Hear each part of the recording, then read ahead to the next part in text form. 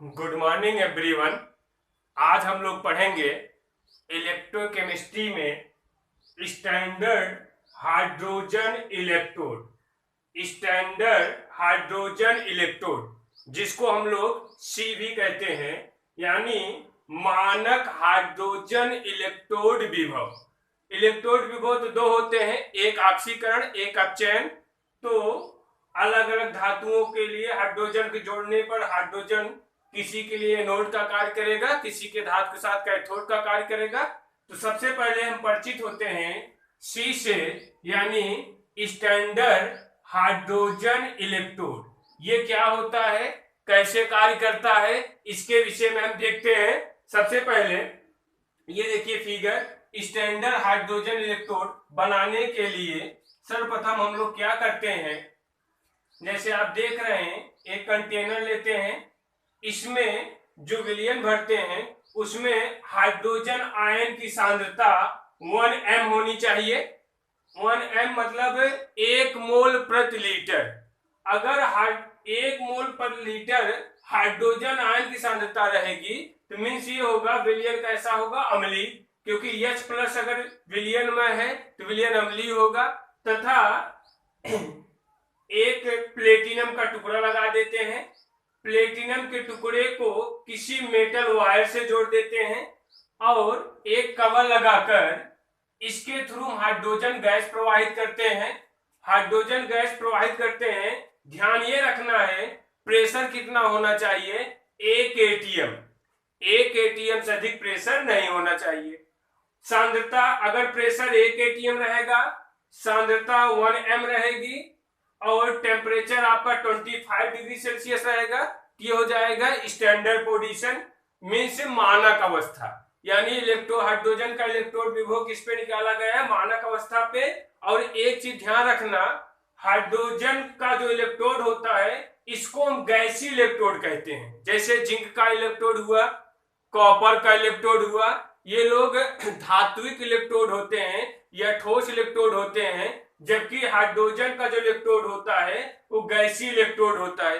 ये काम कैसे करता है, देखिए वैज्ञानिकों द्वारा जो हाइड्रोजन का इलेक्ट्रोड विभव है, मानक इलेक्ट्रोड विभव जैसा कि हमने बताया दो होते हैं, एक मानक अपचयन विभव, एक मानक ऑक्सीकरण विभव। चाहे मानक अपचयन विभव हो चाहे मानक ऑक्सीकरण विभव हो, दोनों के लिए हाइड्रोजन का 0 माना गया है। यानी हाइड्रोजन के लिए हम इसका मानक ऑक्सीकरण विभव या मानक अपचयन विभव माने हम लोग 0.00 वोल्ट।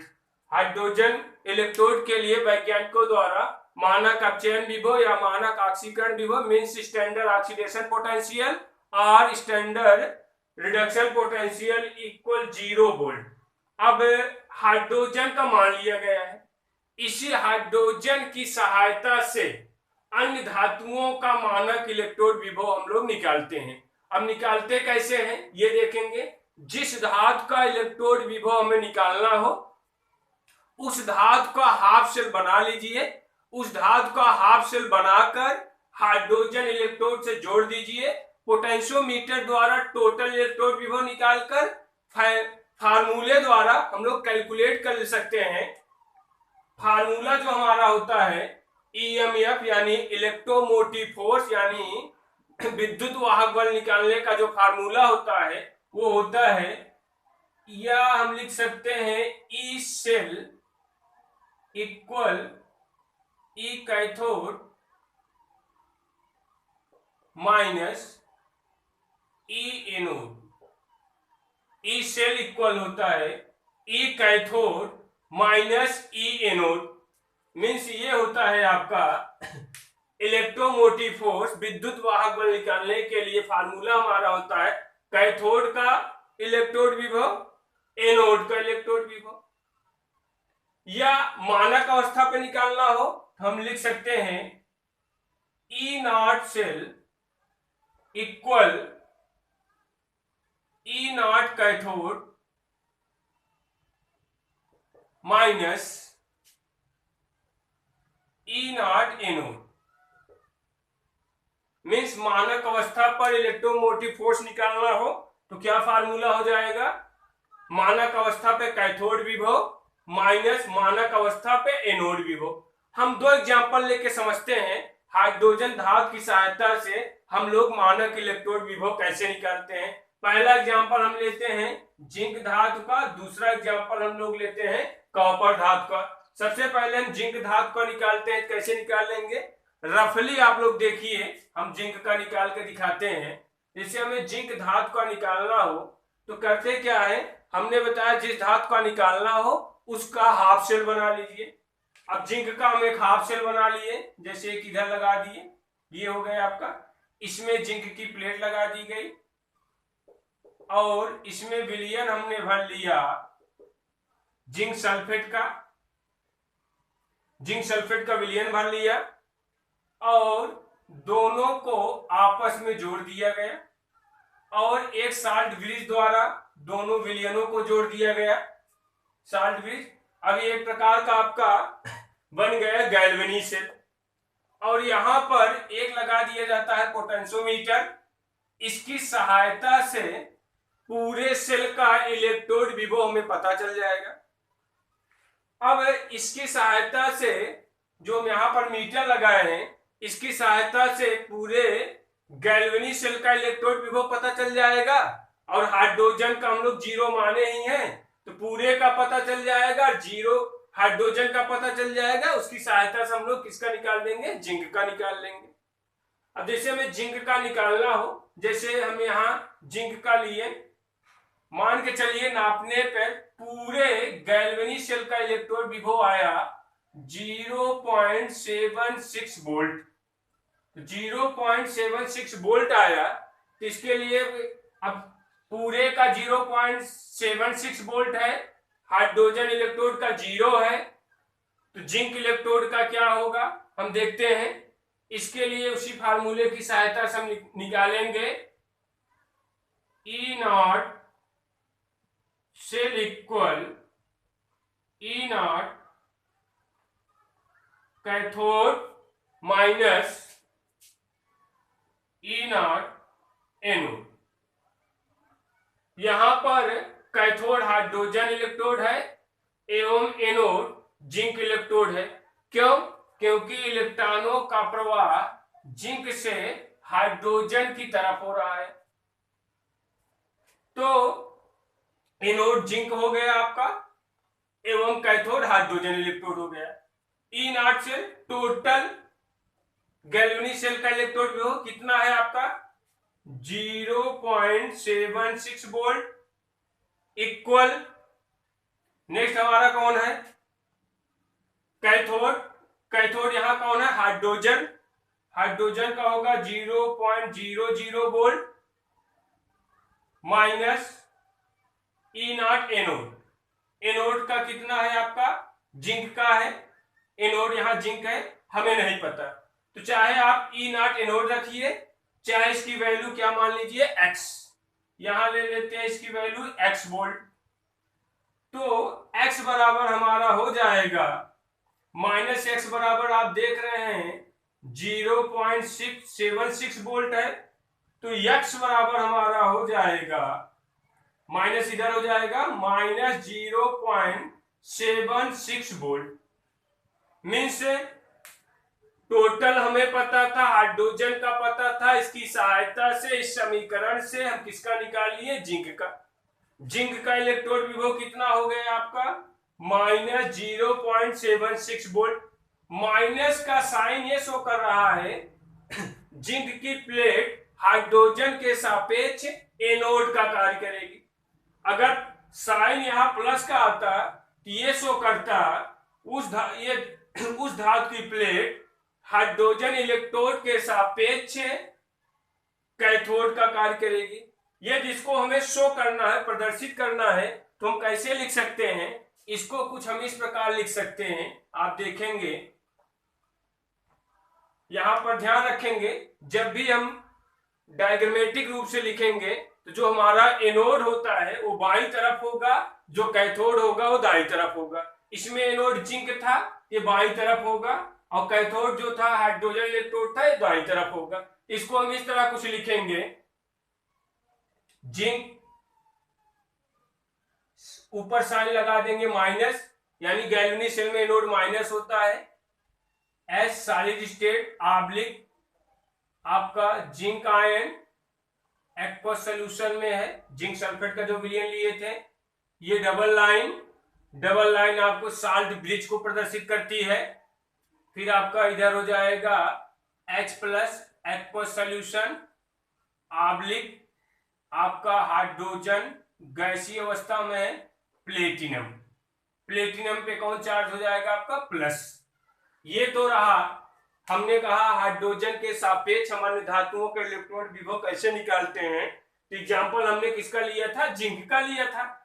अब एक एग्जांपल हम और लेते हैं कॉपर का। जिंक का हमने समझा, अब हम लोग देखते हैं कॉपर का कैसे निकालेंगे। चलिए दिखाते हैं आपको। जैसे हमें कॉपर का निकालना हो तो सेम जैसे हमने जिंक का बनाया था उसी तरह हम किसका बना सकते हैं, कॉपर का बना सकते हैं। एक कंटेनर लें, कंटेनर में कॉपर की एक प्लेट लगा दें और उसमें कॉपर का ही कोई सॉल्यूशन भर दें। जैसे कॉपर सल्फेट, प्लेट कॉपर की है और इनको आपस में जोड़ दें जैसे जिंक में जोड़े थे। एक पोटेंशियोमीटर यहां लगा दीजिए और इसके साथ साथ है एक साल्ट ब्रिज से दोनों को जोड़ दीजिए। साल्ट ब्रिज से जोड़ दिए।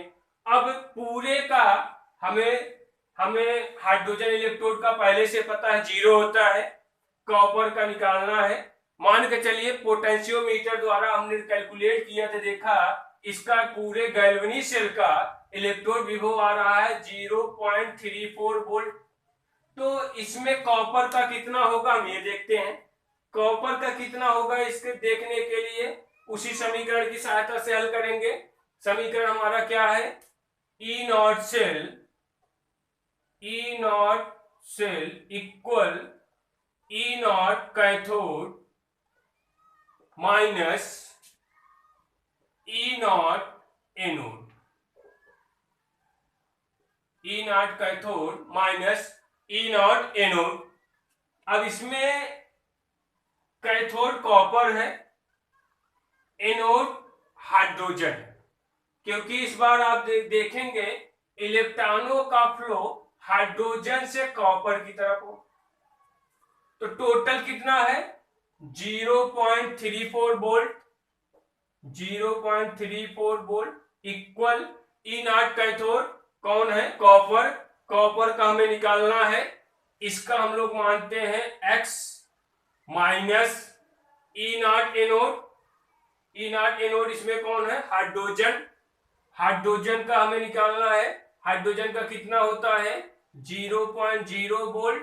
तो आप देख रहे हैं x माइनस 0.0 वोल्ट माइनस 0.0 समाप्त हो जाएगा, मीन्स x बराबर कितना हो गया, x बराबर आपका हो जाएगा 0.34 वोल्ट। मीन्स कॉपर का x इक्वल हमारा हो गया 0.34 वोल्ट। मीन्स कॉपर का इलेक्ट्रोड विभव कितना आ गया आपका 0.34 वोल्ट। इस प्रकार आप देख रहे हैं हाइड्रोजन की सहायता से हम कॉपर का भी कैलकुलेट कर लिए। मीन्स सभी धातु, इधर हमने अभी जिंक का किया था, अब कॉपर का किए। सभी धातुओं का मानक इलेक्ट्रोड विभव हम हाइड्रोजन के सापेक्ष निकाल सकते हैं और सभी धातुओं के मानक इलेक्ट्रोड विभव को बढ़ते हुए क्रम में रखते जाएंगे। बढ़ते हुए क्रम में रखने पर हमें एक श्रेणी प्राप्त होगी जिसको हम क्या कहेंगे, विद्युत रासायनिक श्रेणी, जो हम नेक्स्ट वीडियो में पढ़ेंगे।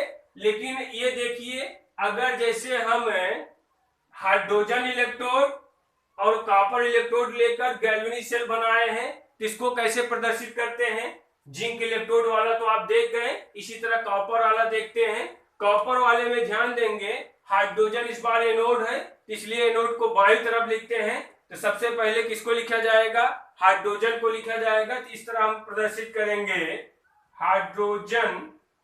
सबसे पहले हम लिखेंगे प्लेटिनम,